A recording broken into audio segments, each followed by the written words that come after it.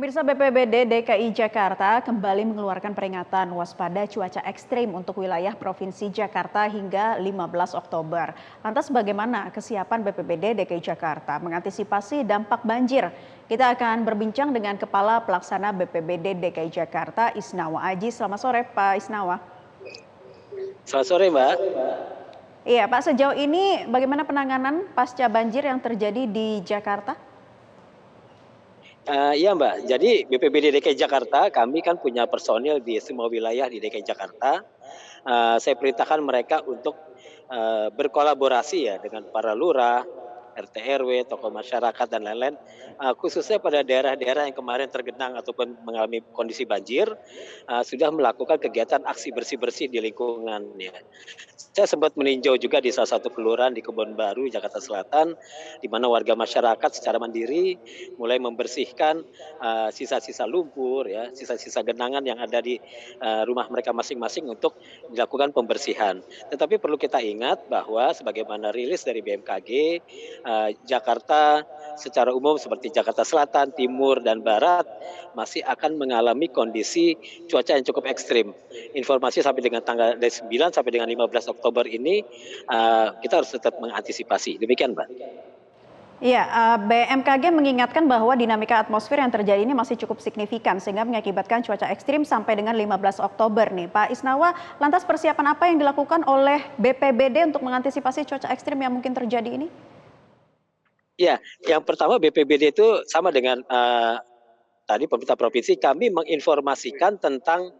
sedang menginformasikan tentang kondisi cuaca di DKI Jakarta. Apakah besok akan mengalami hujan dengan intensitas sedang sampai dengan berat? Kemudian kami menginformasikan tentang tinggi muka air di pintu-pintu air se-DKI seperti Angke Hulu, Sunter Hulu, Katulampa, ya, Pesanggerahan, Pulau Gadung dan lain-lain. Tetapi tadi juga diinformasikan bahwa Pemprov menyiapkan berbagai pompa, polder, menyiapkan alat berat, menyiapkan personil di semua titik-titik rawan bencana banjir. Bahkan BPBD juga sejak 2 tahun yang lalu sudah mendropping alat seperti perahu karet, gitu, mendropping berbagai peralatan-peralatan tambang, tangga dan lain-lain untuk nantinya pihak kelurahan bisa cepat melakukan langkah-langkah penanganan pada saat terjadinya banjir di wilayahnya. Demikian, Mbak. Baik, Pak Isnawa, berkaca dari banjir yang terjadi di sejumlah wilayah di Jakarta beberapa waktu lalu, apa kendala yang sejauh ini dihadapi petugas di lapangan saat mengatasi dampak dari banjir?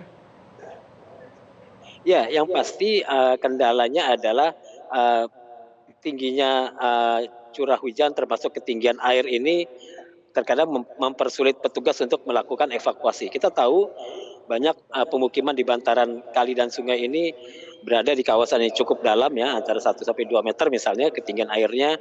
Kemudian kita ingin melakukan evakuasi dengan perahu karet, terkadang terkendala dengan kondisi gang warga yang sempit. Bahkan perahu karet tidak kita rekomendasikan di kawasan padat karena terkadang mengalami bocor tertusuk oleh pagar-pagar yang ada di rumah warga. Salah satunya adalah kami menggunakan perahu yang lebih kecil, yaitu perahu fiber yang sudah kami bagikan kepada pihak kelurahan.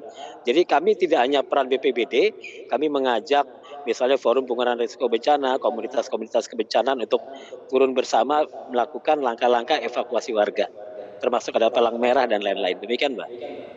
Baik, langkah-langkah antisipasi juga terus dilakukan terkait dengan cuaca ekstrim yang mungkin terjadi sampai 15 Oktober nanti. Terima kasih Kepala Pelaksana BPBD DKI Jakarta, Pak Isnawa Aji, sudah memberikan keterangan di kesempatan Sisi Metropolitan kali ini.